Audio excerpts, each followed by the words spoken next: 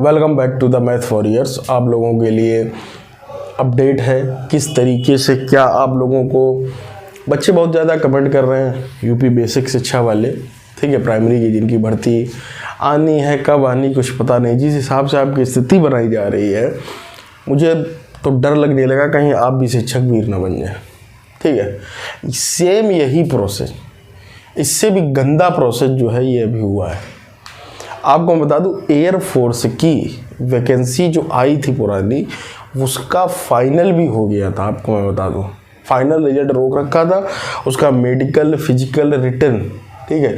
इसी तरीके से आर्मी का, नेवी का, ठीक, सबका रोक रखा था 2 साल से, उनको भी ख़त्म कर दिया गया इस अग्निवीर योजना के तहत। जबकि कहा जाता है कि गेम के बीच में रूल नहीं बदले जाते, लेकिन इस सरकार ने वो भी बदल दिए।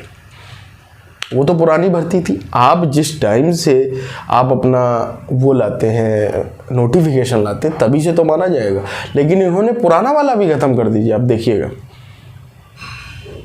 उन नौजवान बच्चों का, एक मेरा मिलने वाला ही था, वो तो बेचारा सोच रहा था कि सिलेक्शन ही हो गया और उसको ख़त्म कर दिया, ठीक है। अब वो कहाँ जाए, 2 साल उसने तो उसका मानसिक शोषण किया गया। वो सोचता रहा अभी ज्वाइनिंग आ रही, अभी ज्वाइनिंग आ रही, हो ही जाएगा मेरा, अच्छे नंबर थे उसके, और उसको बाहर कर दिया गया। अब वो क्या अग्निवीर बनेगा? नहीं बनेगा यार, उसकी 2 साल की पढ़ाई चली गई। अरे इससे अच्छा तो मैंने उससे कहा तुम्हारा ना होता तो ज़्यादा अच्छा था। कभी कभी कुछ गलत चीज़ें भी फ़ायदा कर जाती। उसके साथ के जो बच्चे थे यूपी कांस्टेबल इधर निकल गए, वो बेचारा वहीं फंसा रह गया, है ना। तो समझते हैं आपको किस तरीके से उस ओर ढकेला जा रहा है, बेरोजगार की भीड़ बढ़ाई जा रही। अब सरकार कह क्या रही उन नौजवानों से, मैं तो नहीं बुला रहा आपको ना, आप मत फॉर्म भरो। ये कोई मतलब एक सेंसिबल बात है? आप बताइए, आप एक बेरोजगार की भीड़ खड़ी कर दें, फिर उसके बाद आप एक फॉर्म निकालें और फिर उसके बाद आप बोलें कि आप मत भरो। उन्हें पता है बड़ा आराम से बच्चे भरेंगे, सब नहीं भरेंगे लेकिन भरेंगे तो ही। आप मुझे बताओ, डिमांड एंड सप्लाई का दोस्तों रूल होता है कि नहीं? जब डिमांड बढ़ेगी, मान लीजिए किसी को प्यास लगी बहुत तेज, उसको अगर 2 बूंद भी मिल जाए ना, तो वो भी के लिए वो भागेगा। उस टाइम वो नहीं देखेगा कि ये गंदा है, कैसा है, कुछ भी हो। तो वही चीज़ है ना, बेरोजगारी तुमने 3 साल में बढ़ाई अच्छी खासी, कोरोना का बहाना लेकर, ठीक है। यही टीचर की वैकेंसी एक तुमने करा दी 70,000, अब उसके बाद बैठे हो, अब उसमें वैकेंसी नहीं हो रही, तो अब एक भीड़ आप खड़ी कर रहे हो बहुत बड़ी, ठीक है। हर साल आप बीएड बीटीसी इसी वजह से करा रहे हैं। अब इतना कराने के बाद फिर आप कल को फिर आप बना देंगे इनको शिक्षक वीर, आप 25,000 20,000 बना देंगे, फिर आप बोलेंगे कि इससे तो और फायदा हो रहा, ठीक है, कि एक ही सैलरी में 2 लोगों को हम दे रहे हैं वेतन। बात को समझिए, इससे तो और बेरोजगारी कम होगी ना। लेकिन बहुत सारी सुविधाएं, सरकारी में जाने का मतलब केवल दोस्तों यही नहीं होता है, सरकारी में जाने का मतलब केवल यही नहीं होता, गवर्नमेंट जॉब में जाना कि पैसा ही होता। मेन चीज़ होती है सिक्योरिटी, जो कि प्राइवेट या संविदा में नहीं मिलने वाली। आपको कभी भी किसी भी समय बाहर किया जा सकता, आपका वेतन कम किया जा सकता, बहुत सारी चीज़ें होती हैं। आप देख सकते हैं आपके सामने शिक्षा मित्र, अनुदेशक, इनको आप देख सकते हैं अगर आपको कहीं और नहीं जाना। तो ये होता है, मेन चीज़ ये है, पैसा थोड़ी ना है कि तुम मुझे 50,000 अरे 40,000 कर दो, वेतन कम कर दो, लेकिन जो सुविधाएँ हैं सरकारी अध्यापक बना रहने दो, है ना। बात को समझ रहे हो, वो चीज़ें हैं। तो वो धीरे धीरे उसी ओर ले जा रहे हैं, वो सच्चाई है, उधरी इनकी पूरी योजना चल रही है। आप समझें इस चीज़ को। और क्या हुआ है, किस तरीके से आपके विद्यालय कम किए गए, मैं आपको अंदर की बात बता रहा हूँ, पूरी एक एक चीज़, किस तरीके से विद्यालय कम किए गए। एक अभी आपको अगर ना पता हो, आपके अगर अगल बगल पड़ोस में कोई अध्यापक हो सरकारी, तो उनसे पूछना कंपोजिट विद्यालय क्या है।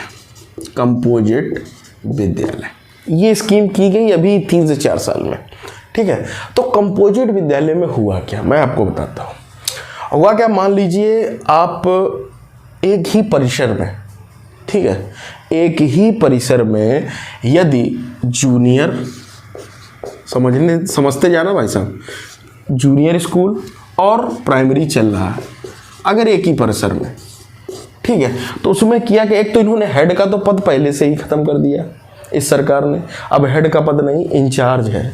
इन चीज़ों को समझो, जो लोग तैयारी कर रहे हैं। ये पॉइंट्स मैं जो बता रहा हूँ अंदर के सटीक जानकारी के साथ बता रहा हूँ, ठीक है। तो समझिएगा, जूनियर प्लस प्राइमरी एक ही परिसर में जो विद्यालय होते थे उसमें किया गया, इन दोनों का एक हेड बना दिया, वो भी जूनियर का प्रिंसिपल या जूनियर का एक जो सबसे मतलब सीनियर अध्यापक था उसको बना। तो इसका खा गए, ठीक है। और मैं आपको बताऊं, अब एक ही परिसर में ले आए दोनों चीज़ों को, तो दोनों को जो योजनाएं मिलती एक साथ में, पहले अलग अलग आती थी, ठीक है भाई। पहले विद्यालय अलग अलग, परिसर इनको अलग अलग गिना जाता था। पहले भाई ये अलग हो गया, ये अलग, अब इनको एक ही में कंपोजिट कर दिया, एक ही साथ चलते हैं, ठीक है। तो प्राइमरी वाले कभी कभी अध्यापक जूनियर में भी पढ़ाने जाते हैं, क्योंकि आप मान लीजिए बीटीसी और बीएड वालों को लिया जा रहा है। बीएड वालों को क्यों लिया गया बीजेपी ने, यही भी बता दूं, क्योंकि ये जो कंपोजिट वाली स्कीम ये लाना चाह रहे हैं, जिससे हम कभी चाहें तो इनको भी पढ़वाते, जब चाहें इनको भी पढ़वा। ये वाला तो ये पढ़ा ही लेगा, लेकिन ये वाला ये कम पढ़ा पाएगा, इनका ये मानना है। तो इसलिए ये चल रहा है, ठीक है। तो अब मान लीजिए दोनों मिलाकर अगर 5 टीचर भी बन गए ना, इसमें 3 इसमें 2, तो एक काम चलता रहेगा, समझ रहे हो ना। यही जब अलग अलग थे तो बोले ये वाला इधर नहीं जाता था, ये वाला इधर नहीं जाता, बोले हमें केवल प्राइमरी में पढ़ाना है, ये बोलते थे। लेकिन अभी ऐसे सख्त आदेश दे देता है कि आपको पढ़ाना है दोनों में, कंपोजिट में ये किया जा रहा है। इससे विद्यालयों की संख्या कम की गई और प्रधानाध्यापक का तो पद ही खत्म कर दिया गया। इसमें प्राइमरी में आपका पद ही खत्म है, एक इंचार्ज बन जाता है। इंचार्ज कैसे बनता, सीनियर है। अब मान लीजिए 2 लोग हो एक विद्यालय में, जो आपसे सीनियर है उसको इंचार्ज बना। इंचार्ज में एक पद अलग से, मान लीजिए आपको एक चार्ज दे दिया कि बस वेतन कुछ नहीं बढ़ा, कुछ नहीं, उसका कोई 1% लाभ नहीं, ठीक। एक जिम्मेदारी अलग से आपके ऊपर, एक बर्डन आ जाता है जो कि इंचार्ज का, वो प्रिंसिपल का पद खत्म हो गया। अब समझिए छात्र अनुपात किस तरीके से इन्होंने मेंटेन कर रहे हैं, क्या कर रहे हैं। छात्र अनुपात के लिए भी इसी तरीके का ये इनको क्या नाम, शिक्षा मित्र वालों को जोड़ रहे हैं उसमें धीरे धीरे। शिक्षा मित्र वाले आपको कंपलसरी कर दिया कक्षा 1 और कक्षा 1 के विद्यार्थियों के 1 या 2 को, अब इसमें मुझे ध्यान नहीं, 1 या 2 के विद्यार्थी अब केवल शिक्षा मित्र ही पढ़ाएंगे। और इनका हेड किसको नियुक्त किया, जो अभी 69,000 में हुए हैं, 69,000 या 68,500 में उनके टीचर को इनका हेड दिया कि शिक्षा मित्र से तुम कक्षा 1 और 2 को पढ़वाओ, ये तुम्हारी निगरानी में काम करेंगे। समझते जाओ, ये योजना अभी आई है जुलाई से, सुनते जाओ, एक पॉइंट बता रहा हूँ अंदर की बातें। तो इनसे ये पढ़वाना है, कक्षा 1 और 2 वालों को शिक्षा मित्र पढ़ाएंगे, इनका हेड ये होगा। तो इनकी भी गिनती कहाँ कर ली, अब इनके ऊपर किसको खड़ा कर दिया, इसको। अगर कुछ गड़बड़ी ये करते तो ये इन पर डांट नहीं पड़ेगी, इन पर बढ़ेगी, जो ये हेड है, जो कक्षा 3 में पढ़ा रहा होगा। तो इस तरीके से शिक्षक छात्र अनुपात, विद्यालयों की संख्या कम की जा रही है धीरे धीरे। जहाँ छात्र संख्या कम थी, छात्र का वो विद्यालय खत्म कर दिए जा रहे हैं। जर्जर जो विद्यालय थे, जो पुराने हो गए, उनको नव निर्माण नहीं किया जा रहा, उनको खत्म किया जा रहा, धीरे धीरे मर्ज किया, ठीक है। कंपोजिट, इसी कंपोजिट विद्यालय इनकी स्कीम चल रही है। एक परिसर में दोनों आ जाएंगे तो कम खर्चा होगा, ठीक है, बात को समझो, कम खर्चा होगा। मान लीजिए कभी जूनियर में कोई टीचर नहीं आया तो कोई दिक्कत वाली बात नहीं, काम चल जाएगा, प्राइमरी से उठा के इधर कर लो। आंगनबाड़ी लगाई दी है, आंगनबाड़ी, शिक्षा मित्र सब एक ही जगह हो जाए, तो जहाँ पर पहले 10 आदमी की जरूरत पड़ती, वहाँ पर आराम से 7 या 8 में काम चल जाएगा। समझो बात को, ये है, देख रहे हो। तो इस तरीके से विद्यालय भी खत्म किए जा रहे हैं, आपका जो है अनुपात भी खत्म किया जा रहा है। और उसके बाद जो है ये पूरी प्रक्रिया को समझो, और भीड़ इतनी बढ़ाई जा रही है, तो इसका कहीं ना कहीं सीधा कारण, केवल अगर आप एक चीज़ पर बच पाओगे तो बच जाओगे, एक भर्ती भले मिल जाए, मैं सच्चाई बता रहा हूँ ना। उसके बाद संविदा पर टीचर की वैकेंसी अगला नंबर टीचर का ही है। जब सेना जैसी जगह में उन्होंने कर दिया, सेंसिटिव मुद्दा है वो, आप तो सेंसिटिव हो ही नहीं। वैसे भी बहुत सारे लोग सरकारी शिक्षकों से जलते हैं, जलते क्या है, बोलते हैं आराम की नौकरी है, ठीक है, इस वजह से। तो इस चीज़ को समझो। तो जिस दिन शिक्षक वीर बनाए जाएंगे तो आपको उतना भी सपोर्ट नहीं मिलेगा जितना इन लोगों को मिल गया, ठीक है। केवल आप बच पाओगे तो 2024 के इलेक्शन की वजह से, अगर बच पाओगे तो, ठीक है, ना तो फिर वो खेल कर देंगे, कुछ नहीं कर पाओगे।